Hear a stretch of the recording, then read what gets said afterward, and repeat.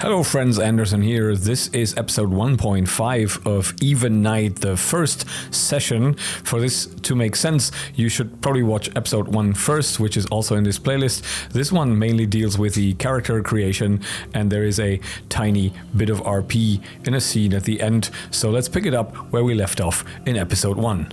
So that is our first creation.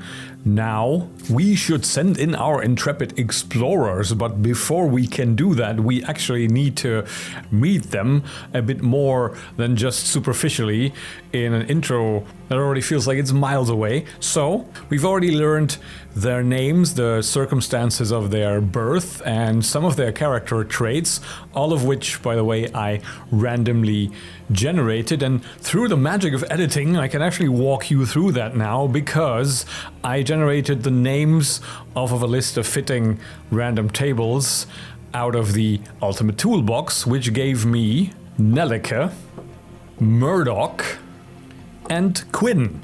And their birth circumstances are part of a table that comes with the Black Sword hack. So we generated Nellike having been born in a mercenary camp, Murdoch coming into this world in a den of iniquity in a city of thieves, and Quinn born on an isolated farmstead on the frontier. For some cornerstones of personalities, I took Knave and the Vices and Virtues, which for Nellike gave me Courageous and Suspicious. Murdoch is generous and wasteful, and Quinn is ambitious and deceitful. What a lovely fella. But to make them work inside the game, they need stats. They need to fill out their character sheets here.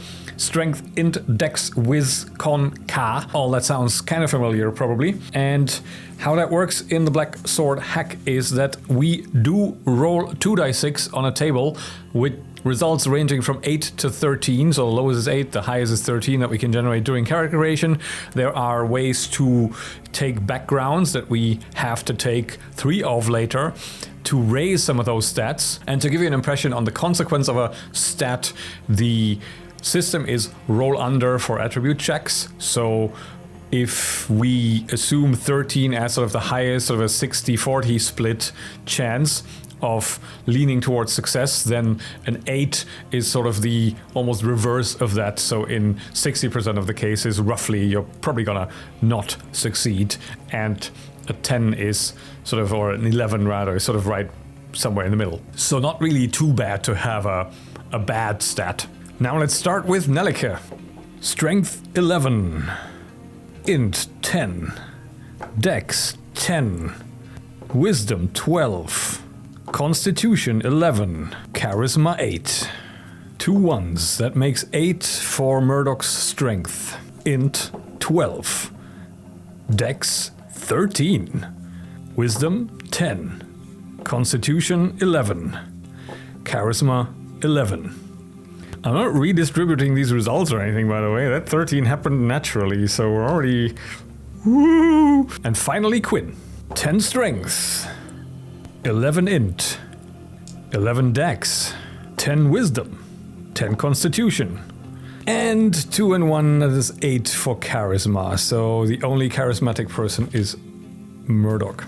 And everybody's level 1. Now each of them also needs an origin out of 3 possible options that determines where the majority of their 3 background traits come from. And those 3 options are barbarian, civilized, or decadent. And since we have 3 people in our party, well, let's just give them each one of them. So for Nellike, we choose barbarian. Quinn is our civilized person, and Murdoch from his city of thieves is decadent. And each character starts with 3 backgrounds, 2 tied to their origin and 1 they can choose freely. Some are marked unique, which means you can only take 1 marked unique in the entirety of your 3 backgrounds. We pick the following: Berserker, Herbalist, and Shaman for Nellike, which also gives +1 to strength, +1 to int, and +1 to wisdom. Murdoch gets Assassin, Warlock, and Street Urchin, which adds up to +2 to Dex and +1 to Charisma. And for Quinn, we choose Inventor, Surgeon, and Forbidden Knowledge, which makes him a spellcaster.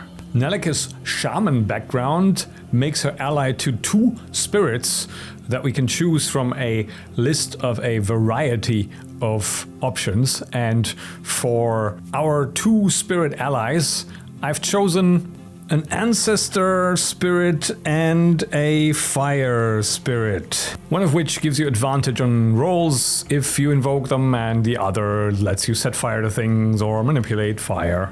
And as a presumably secret warlock, Murdoch also gets access to 2 demonic allies, and they also come from a list of options. And for the 2 available to Murdoch, I have chosen Sloth and Ruin Demons. Invoking one can make a target fall asleep, invoking the other can break a piece of their equipment. Now, as for Quinn's 4 spells. Now, these 4 spells are randomly generated from a spell list of 30, and I don't have a die 30, so I'm going to emulate this using 2 die rolls, 1 die 6, which gives me a range, and then a die 10, and depending on the range, I add nothing, 10, or 20.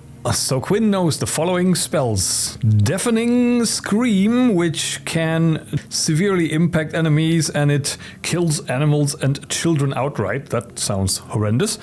Darkness, which is effectively a blinding spell, unless the creature can see in darkness. Tongue Thief, which lets him speak 6 words in the tongue and voice of an enemy, so take control of their voice. That sounds quite useful. And Portal, which lets him open a portal to a place he already knows, and he arrives naked on the other side. So it's a emergency use only thing, especially because anyone following through that portal on a die 6 roll of 6 simply disappears. Hit points equal the Constitution scores, which makes it 11 for Nelike and Murdoch and 10 for Quinn. And starting weapons are determined by rolling on starting weapon tables. 1 is tied to your origin and 1 you can roll freely. For Nelike, I chose to roll on the Decadent Weapons table alongside the Barbarian table, which gives her a Claymore and a Shiv. Murdoch goes Decadent on both, which gives him a Razor Whip and a Serrated Sword. And Quinn gets a Dagger because he rolls on the Civilized Weapon table twice, but he rolls a 0, which means he gets nothing for his second weapon. We'll take some liberties due to the circumstances and allow for Murdoch to have a leather armor and Nelike to have a breastplate, which gives them 1 and 2 armor rating respectively, while Quinn prances around in his robes. I'll be spending some coin on random odds and ends and going over what the Doom die does and all of that stuff in the next episode, rather between episodes. For today, that's enough. And so, through the portal, each takes a simultaneous step, capitalizing on the fleeting moment of opening generated by the imprisoned wretch whose life is in danger when the portal is kept open even a fraction of a second longer. And while Quinn is used to the sensation of immaterial travel, there is not really any getting used to the sensation of immaterial travel, as each of the 3 arrives on the other side with a gasp, inhaling the dank, moldy, foul-smelling air of a cellar, of an underground square room piled high on one side, floor to ceiling, with rusted cages, a table off to the other side with a pile of bristly fur on it. And except for Quinn, who catches himself and stays on his feet due to his experience, both Murdoch and Nelike tumble to the ground, to the earthen, smeared floor.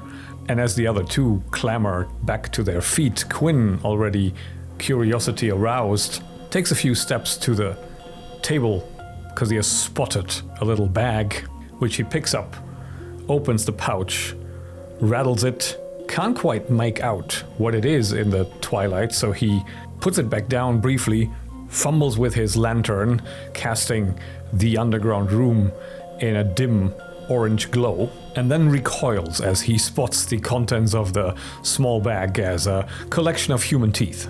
Nelleke is by his side almost immediately, claymore at hand, and trying to find out what has her wizardly companion so immediately rattled as she spots that bag as well and just scoffs at it, whereas Murdoch hangs back and just glances at the two of them, and then at the trapdoor that marks the exit at the top of a short set of wooden rotting stairs.